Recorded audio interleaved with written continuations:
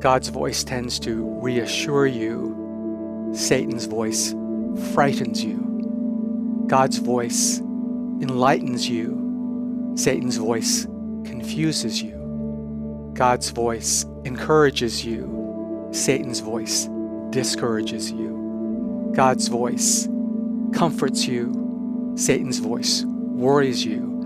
And God's voice calms you, and Satan's voice obsesses you.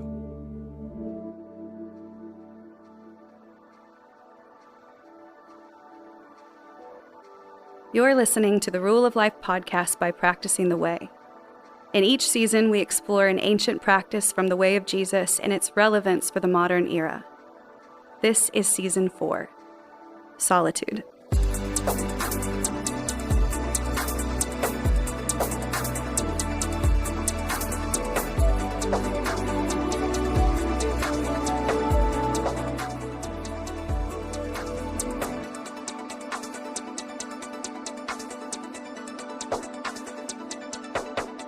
Hey everybody, welcome back. I am so happy to introduce you to our conversation partner for this episode, Ken Shigematsu. He is the senior pastor of 10th Church in Vancouver, BC, one of the largest and most diverse city center churches in Canada. I love Vancouver, BC. Ken's been there for well over 2 decades. He's widely respected, not just in the city, but across the nation and far beyond. He's a newer friend to mine. Over the last year or two, I came to friendship to him first just through reading his books. He's written several beautiful books, God in My Everything, which is all about rule of life. And then most recently, Now I Become Myself, which is one of the best things I've ever read on a spirituality of self-awareness and how that ties into our life with God. Before he kind of started into pastoral ministry, worked for the Sony Corporation in Tokyo. So he just brings this fascinating cross-cultural kind of voice and vantage point to the conversation around spiritual formation. And I specifically wanted to ask him questions about this kind of underbelly side to the practice of solitude, and all that comes up as we go into a place of encounter. Here's my conversation with Ken.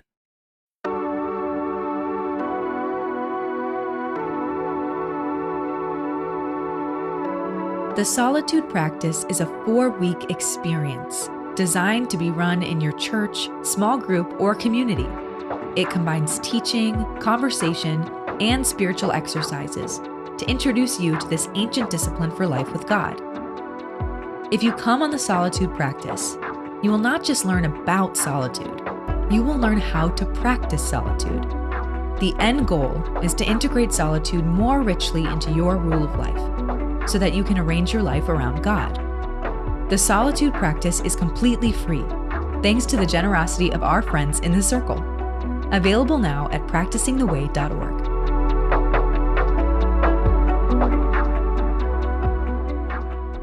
Hi, Ken. Hi, John Mark. Great to see you. Great to see you too, thanks. You are always such a joy to be with. You're one of those very few people who, when I'm with you, I just feel my nervous system start to idle down from 11, where it is most days, to 5 or 6. You're such a gift just to breathe the same air as you. Thank you for your time. I know time is precious, and we're very grateful. Yeah, no, it's a joy to be with you. Thank you, John Mark.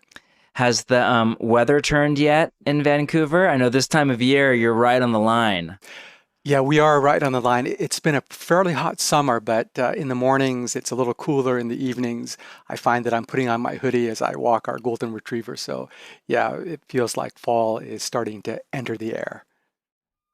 Now, I feel like in all of your books you write about walking and running with your golden retriever, but at least God in My Everything is 15 years old. Is it the same golden retriever? Have there been multiple golden retrievers from multiple books, or is this just a long life golden retriever? So we've had 2 golden retrievers, so we're on our second now. So from God in My Everything about a decade ago, I think it was a different golden retriever, but we've got a newer dog now.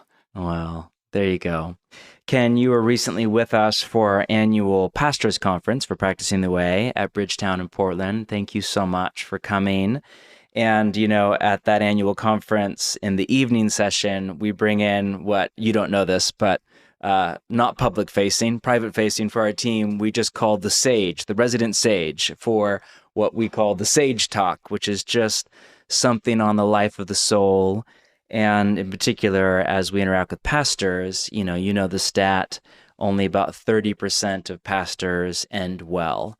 And we're in just such a staggering crisis across the Western church of pastoral scandal after scandal after scandal. So whenever I meet someone like you, and you're not that old, but you're ahead of me, and you just have this, I have a bunch of friends in the city of Vancouver, and you just have this legendary, you are beloved in the city and so well respected by all who know you.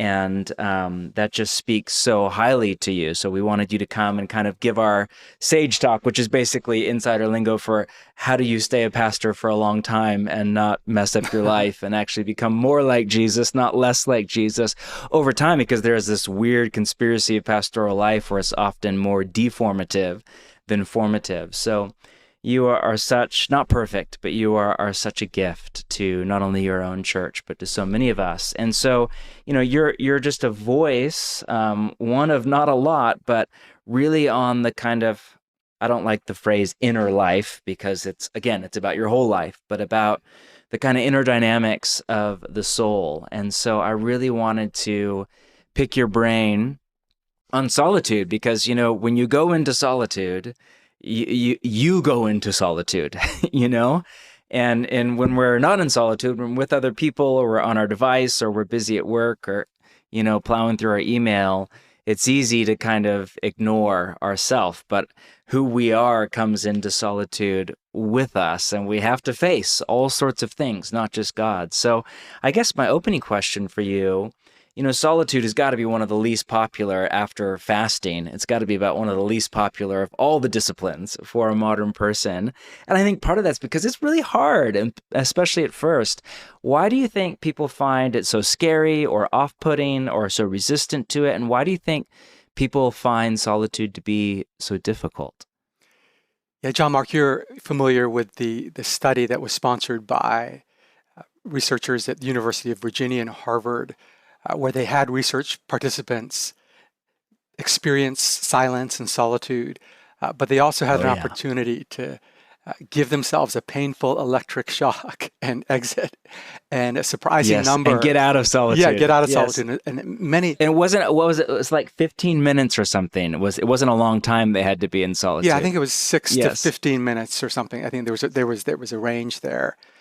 And we might wonder, why would that be? And most people in that study chose to shock themselves rather than sit for 15 minutes in solitude. So why would that be?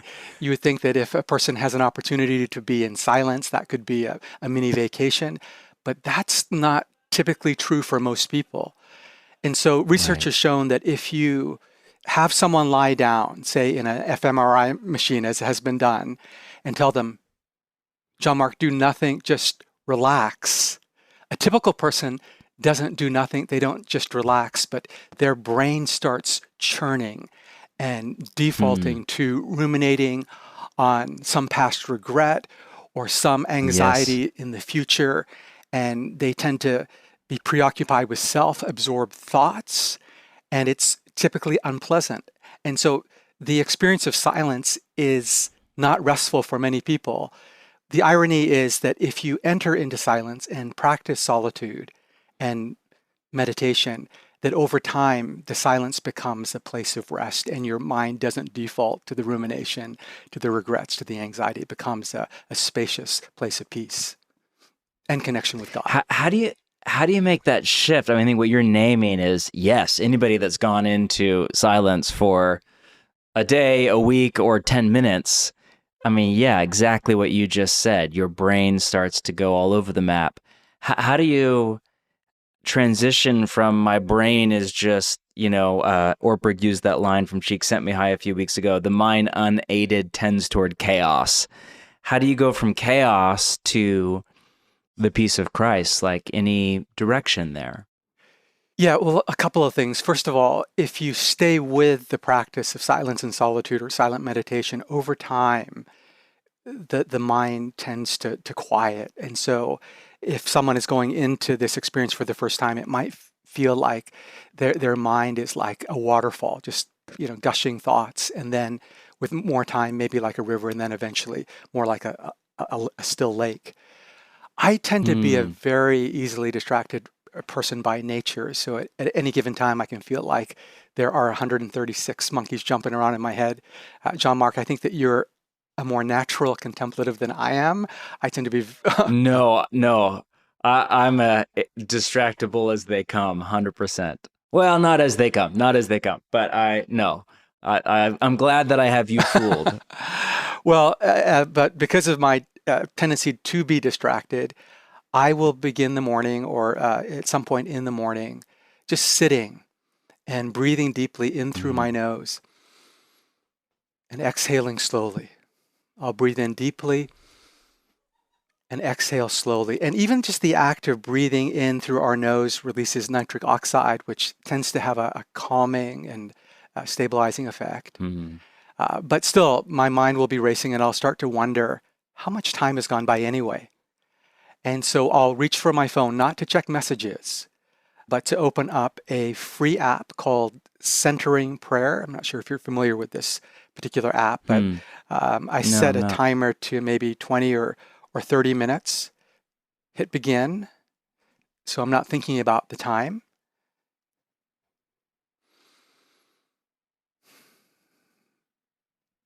A chime sounds as though I were in a monastery being summoned to pray by a bell.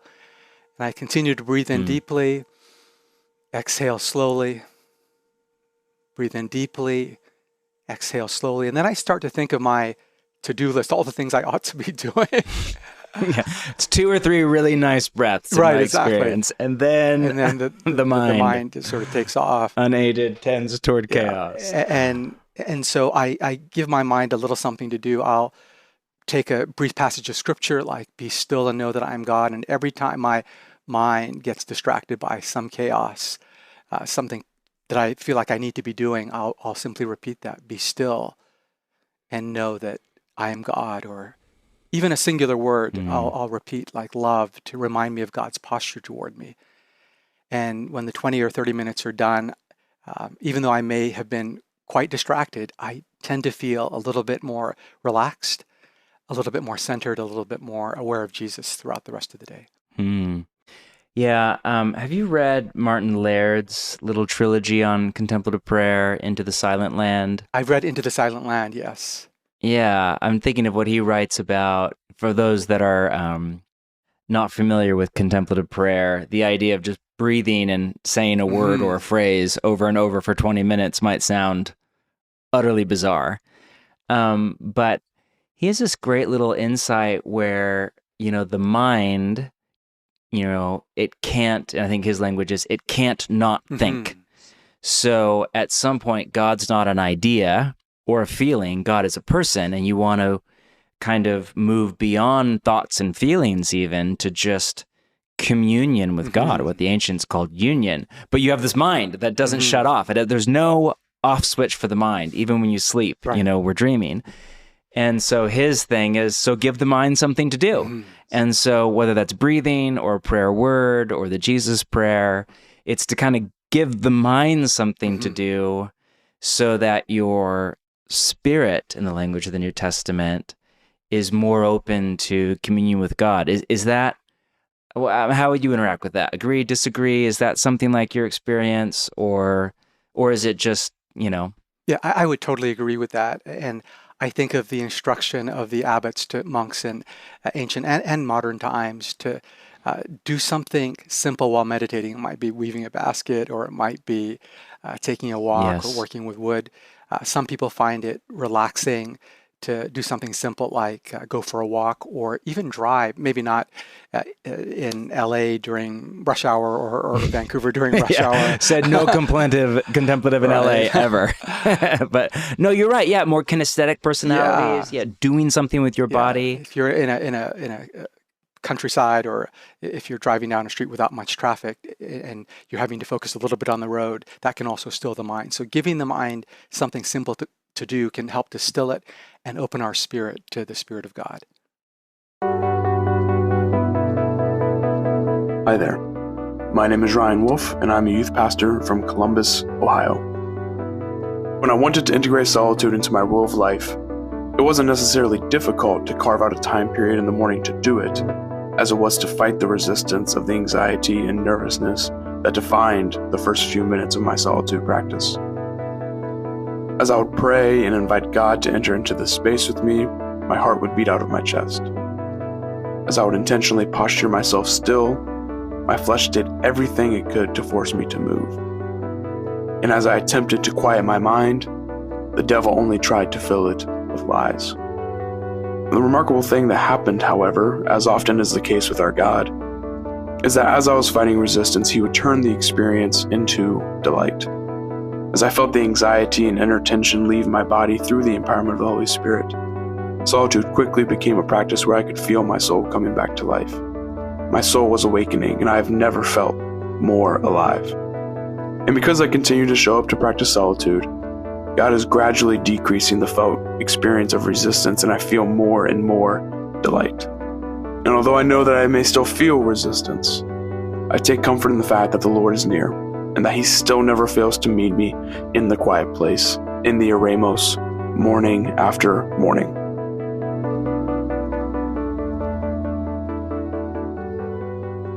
What's the difference, Ken, between mindfulness, whether of the kind of Buddhist variety or the more Western secularized variety, and contemplative prayer? Because, I mean, a lot of what you're talking about, breathing, focusing on a word, being still, is this just Christianized mindfulness, or is there something else below the surface? Yeah, there is some overlap. So mindfulness, as I understand it, is to simply be mindful of what's happening in front of you. So I noticed that you just sort of rubbed your face and the side of your nose, and you're smiling.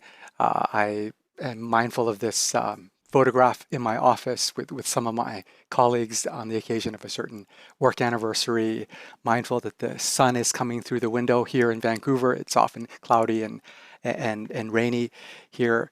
So mindfulness is being aware. In terms of contemplative prayer and how it's different, contemplative prayer is a practice where we are intentionally seeking the face of the living God. And as we breathe in, we're not just attending to our breath, but we are attending to the very Spirit of God. As you know, in Hebrew and Greek, the words for breath and spirit are one and the same. And so when we breathe in, we're not just taking in oxygen, but we are, in fact, inhaling the very breath, the very Spirit of God. So there is a difference. Yeah, I read one of your fellow Canadian writers recently, Mark Buchanan, has a book on walking with God. And he basically argues that, spiritual disciplines is not great language, that we need physical disciplines, right? And what are the physical disciplines of the Christian faith? And so he has this whole case that walking with God is not just a word picture. Like there's actually something to walking with God. This is a physical discipline of the Christian faith. But that got me thinking a lot about what you just said, and if you're new to Jesus or the New Testament, you may not know this. The word that's translated spirit, like Ken just said, is ruach in Hebrew, pneuma in Greek. It's the same word that's translated breath. Or wind. So spirit, wind, breath, same word. So the Holy Spirit is totally legitimate. Correct me if I'm wrong, Greek scholars, but I did go to seminary. It's totally legitimate to translate that the holy breath and the breath of God within you. So ever since then, and I read, do you know about that little book by James Nestor, Breathe? Yes, I am familiar with it. Oh, beautiful secular book, but by a journalist on the science of breath. And I mean, it was just absolutely, I could not put it down. And ever since like those two books, I've been thinking, man, I wonder if breathing is like this physical discipline of the way of Jesus that we've lost a bit in the West. Because when you go back and you read like a lot of the early church fathers or a lot of the Eastern stream of the church, the breath is all over it. But in the West, we're so mind focused since the Reformation. Is that maybe like less of a hang up for you, just with your ancestry, what you carry in your body, the traditions that you carry in your body? I just find, at least in America, there's so much resistance against much of the contemplative aspect of life.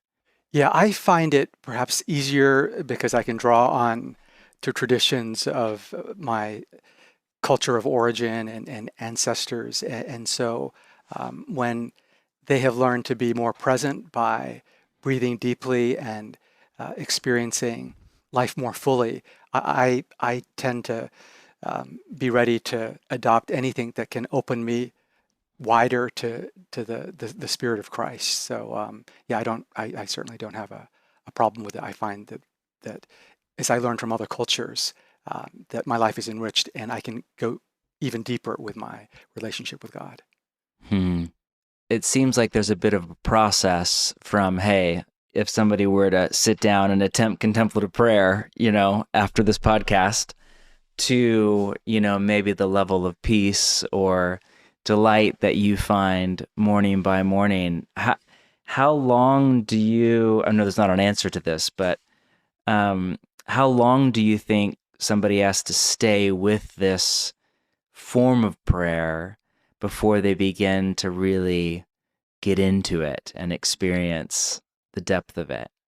Yeah, it might be helpful to even cite a psychological study. So according to Dr. Kelly McGonigal, who teaches psychology at Stanford, if a person meditates for as little as 15 to 20 minutes over 2 to 3 months, not only does their capacity for attention increase and grow, but the neural networks in their brain associated with feeling anxiety and depression on a brain scan would have actually be shown to have shrunk.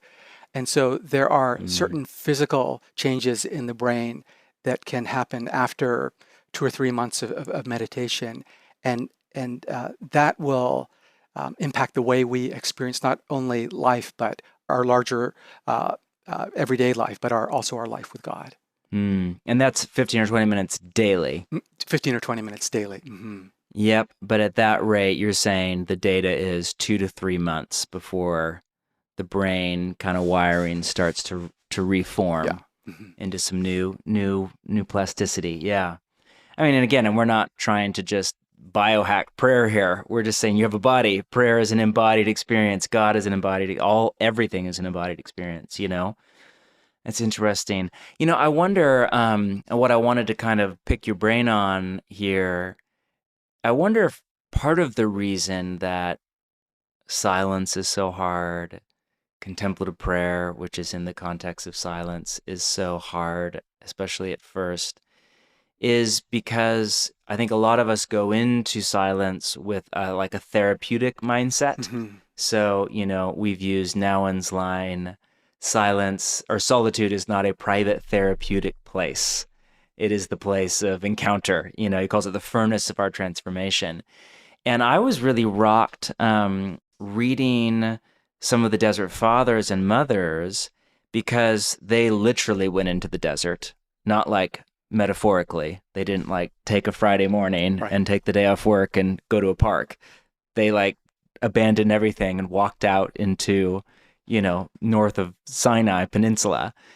And, but their paradigm, their motivation for why to go into solitude was not like a wellness motivation, like, hey, we're so stressed out and we just need our nervous system, sympathetic nervous system to rebalance. It was Matthew chapter 4 and Luke chapter 4. It was Jesus, went into the desert to fight Satan, and we're followers of Jesus. So we go out into the desert to fight Satan. And I know you love Ireland. I know Ireland's played a key role in your spiritual journey. My son and I were there many years ago and had the chance to go visit Skellig Michael. Are you familiar with that? Yeah. On the western part. Yes. Yeah, of the island. Yeah. Mm-hmm. Yeah. So we drove all the way across the island, and it was amazing. It was like, pouring rain, beautiful, but classic Ireland. And we got there at night, some cheap Airbnb, on the side of the road. couldn't even see. Woke up the next morning and it was like gorgeous, 70-something degrees. We realized we were right on a cliff overlooking the ocean, and Skellig Michael was out the front door, and it was like out of a movie. This little cottage with the white stone, who knows? Beautiful. So we had the chance to go visit Skellig Michael, which if you've seen some of the recent Star Wars movies, it's where they filmed the Lost Jedi Temple with Luke Skywalker is hiding. That's actually an ancient Augustinian monastery built on this island that at the time was the westernmost point of Europe, and they had no idea what was beyond it other than just the waters of chaos. So I asked the guide, like, what's behind the name? Skellig, as Gaelic means rock. It's a kind of a rock outcropping. And then Michael was named after Michael in the book of Revelation because he was the one that went to fight Satan. And these monks went out to this island, founded a monastery to fight Satan and to hold back the waters of chaos for the known world at the time. And I just thought that is a very different mindset around solitude than my mindset of like, hey, I'm out of hurry and busyness and exhaustion. I need some time to just decompress and hear God's voice. I don't think of silence as like war, but it's right there in Matthew chapter 4. It's in the Desert Fathers and Mothers. It's in much of the monastic tradition. So I would just love any thoughts you have on that, or do you ever experience, as Jesus experienced the voice of the evil one and the voice of temptation, do you ever experience that in solitude? Not just God's voice, but other voices? Yeah, sometimes when I'm in silence, it does feel like I'm in the forest or by the ocean in a uplifting way, where I feel peace and contentment. But other times when I'm in silence, anxiety will rise up within me, or a feeling of anger or resentment, maybe a feeling of envy, and I feel like I'm confronting the darkness within me, and yes, I lift those up to God in prayer and trust that the wind of God's Spirit will carry that away, and they'll come back, and I'll lift them up and trust that they'll be carried away.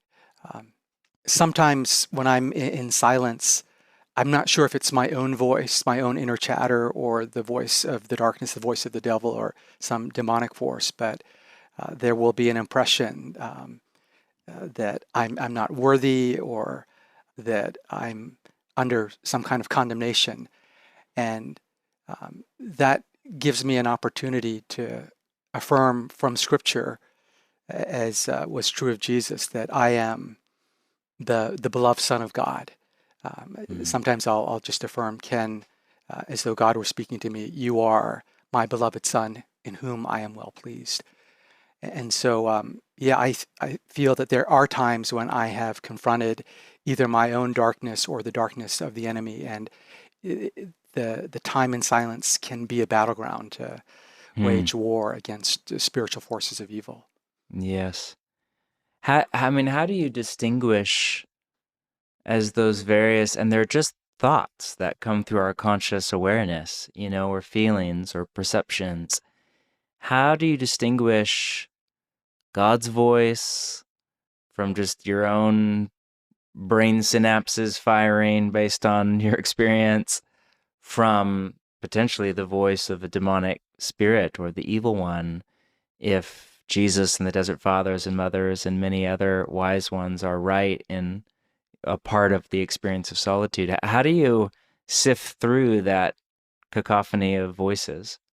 Yeah, when I was a new follower of Jesus, I felt quite a bit of guilt over some things that I had done in my younger teen years. I had some bad habits, including shoplifting, joyriding, so borrowing cars that were being worked on at the local repair shop before I had a license, some small-time drug dealing.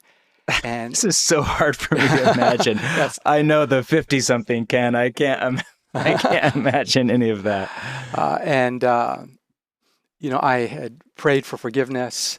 In the case of shoplifting, I went back to stores and made restitution, not with inflation-adjusted dollars. I didn't understand that concept, but I made restitution as best as I could calculate. But I still felt this sense of this guilt gnawing at me. And so I went to see my pastor, and I explained how I was feeling the sense of guilt. Was that from God, or was that from the darkness? And my pastor said, here's how to distinguish between the voice of God and Satan's voice. God's voice will convict you of sin and draw you closer to him, whereas Satan's voice will condemn you and drive you further from God. So God's voice convicts us and draws us to himself. Satan's voice condemns us and drives us away. My wife is a spiritual director, and in some of her training, actually out of the state of Oregon, she passed on some thoughts to me that were helpful. God's voice tends to still you, whereas Satan's voice tends to rush you, or you might prefer the word hurry you. Yes. God's voice tends to reassure you. Satan's voice frightens you. God's voice enlightens you. Satan's voice confuses you. God's voice encourages you. Satan's voice discourages you. God's voice comforts you. Satan's voice worries you. And God's voice calms you, and Satan's voice obsesses you. Wow. And so the voice of God will tend to be accompanied with a sense of peace and life and joy and contentment, whereas Satan's voice will tend to be accompanied in the end by anxiety, discouragement, obsession, rushing. You mentioned the Desert Father. Saint Anthony once said, the great Desert Father, you only know if it's been an angel or a devil who's visited you by how you feel afterwards. Wow. I'm thinking of Evagrius here a little bit later, but still in the Desert Father tradition. His work has deeply imprinted on my worldview. He has that book, Talking Back, a monastic handbook for combating demons, which is it's a great title, which is, based on Matthew 4, based on the Jesus in the wilderness, Jesus in Solitude, if you prefer, story, and the title Talking Back is basically, hey, you go in, his interpretation of that story was, you go into the desert, the enemy speaks lies to you, and you discern those lies in your mind, and then you talk back. You follow the Jesus model, where you speak truth, in his case, scripture, back to these demonic lies, and you get free of the lies that are living within your body and your life, so that you can go do what God made you to do. So beautiful read of the Matthew 4 story. But he has that great line, like talking about, same thing, talking about how do you know if a thought is of Jesus or of the evil one? And he says, if it's from the Spirit of Jesus, then, quote, it will fill you with tranquility. Beautiful. And I just thought, man, that's really interesting. Like, that was his litmus test. Does this thought fill me with tranquility? If so, it is likely from God. And if not, it's likely from another more nefarious source, Ken, why do you think there's the kind of, I'll just use the word spirituality, and all I mean by that is a way of interacting with God, that you are, speaking of, breathing for 20 or 30 minutes in the morning and repeating the name of Jesus and offering yourself to him, being in the quiet. I know Sabbath is a core part, in your book you call it a foundation, in your rule of life. Why do you think that, and again, I don't know Canada as well as America, and I certainly don't know the church in Japan, but I know America, and I know that is that's not how most people are interacting with God. It's much more kind of knowledge-based, head-based, action-oriented, event-based. Why do you think there's so little of that experience for so many Western Christians? Yeah, I think part of it is that people find that when they enter into silence, that thoughts, as we mentioned earlier, start to cascade through their minds. And so at first it can be a difficult experience. And one where a person doesn't feel necessarily more connected with God. So I think someone has to persevere through that. I think that for some also, people are afraid that if they come before God in a posture of receptive silence, that they might be vulnerable to exposing themselves to some demonic voice or spirit.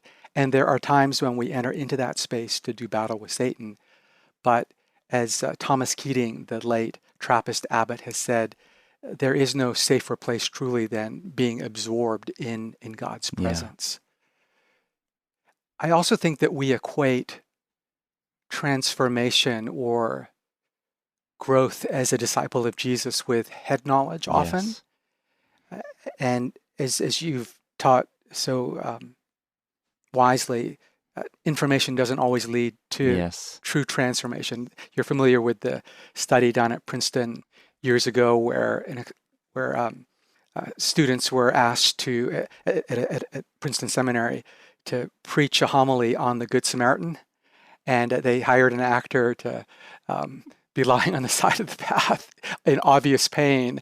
And these seminary students who knew the Good Samaritan story well enough to preach it, right, as they were going to preach, for the most part, didn't stop to help that person, especially if they were in a hurry. So laughing? You can know a passage. Horrific story. You can know a passage well enough to preach it, and yet not have it transform your heart. And there is something about silence that immerses us deeply into the presence of God. Someone has said that silence is God's first language. And if you're wanting to learn a new language, you mentioned that I'm originally from Japan. If John Mark, wanted to learn Japanese, the best way for you to do that would be to move to Japan for a while and just be silent in the language, and listen. In the culture, and listen and absorb. And if a person wants to encounter God deeply and to hear God and to experience the love of God deeply, God's first language is silence. And so there's something about that experience that connects us in a deep, intimate, transformative way with our Maker. Yeah, I'm thinking of, was it St. John who said, the friend of silence comes close to God. Yeah, I mean, that is so my experience, Ken, and that's why I think I ache for so many of my fellow Christians in the modern noisy world who just don't have a practice of regular solitude, silence, or Sabbath. And to me, that those things often flow together. Just because that, like, the two places where I most experience God, most experience His love, His presence, His peace, are in deep silence and in deep relationships. And I think so much of the modern Christian life is spent at events and activities and, reading, thinking. And I'm not against that. We're recording a podcast right now. I think thinking well is crucial. But man, those moments, most of the time, 8 or 9 out of 10 of the time, times when I just have a profound sense of God's love and presence, it's in silence or it's in a very close relationship. I want that so badly for people because I think, it seems like the voice of the enemy is there with us all of the time. But when we go into the desert, like, it becomes clear, oh, that's the voice of the enemy. Like that thought I keep having, that fear. I mean, you're mentioning, it sounded to me like the one word answer for why are people not living this way with God is fear. That would be my summary of your answer. People are just scared of the quiet, scared of what may come up, scared of shame. What role does shame? I mean, you've done really interesting work recently around shame. I mean, what's the interplay between shame, silence? How does shame keep us from silence?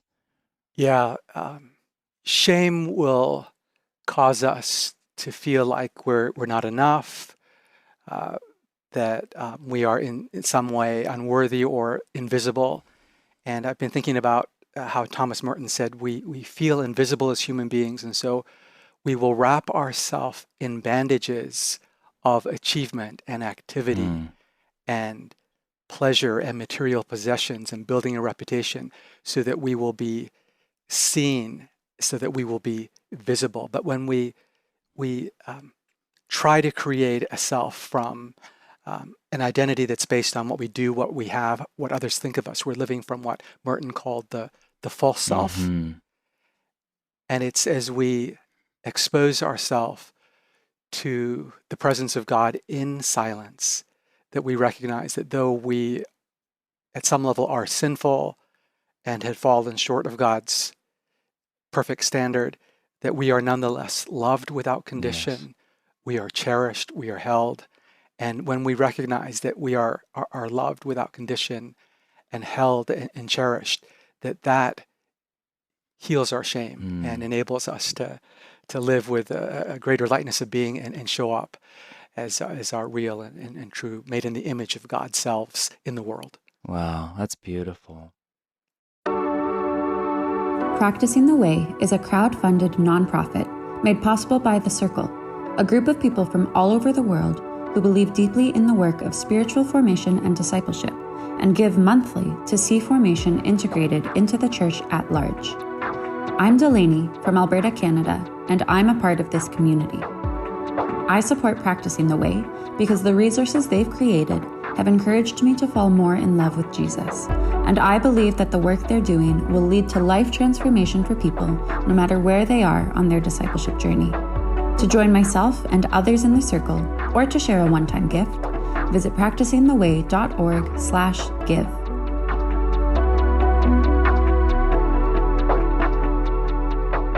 As we near the end of our conversation, I mean, at some point we all have to come out of solitude, right? So Jesus goes into the wilderness, has his encounter with demonic beings, and then comes back, in Luke's version of the story, filled with the Holy Spirit, with the Holy breath. What's that interplay between leaving the world and going into solitude and leaving solitude and coming back into the world, how do those things go together? Yeah, so I think some people feel that to spend time in silence and in solitude is just a waste of time. So I think that's part of the reason some people don't engage in that. They just don't have time for this. Didn't Nouwen call it wasting time on God? Tongue in cheek. That was what he called solitude. It's wasting I think Marva time on Dawn God. described worship as a royal waste of time. And so maybe she's drawing from Henri Nouwen. So some people feel that they simply don't have time for it. But silence and solitude, when we get away and are with God, we actually end up being filled in a way that empowers us to go back into the world and contribute more. So my friend Hilary McBride is a Christian and a psychologist, and she said at our church, if you'll spend 15 to 20 minutes in silent meditation over 4 to 6 weeks, and then a disabled person walks into the room, you'll be like 100 times more likely to respond to that person. Wow, interesting. Yeah, you meditate on a God who is loving, compassionate, and kind. You will become loving, compassionate, and kind. Yes.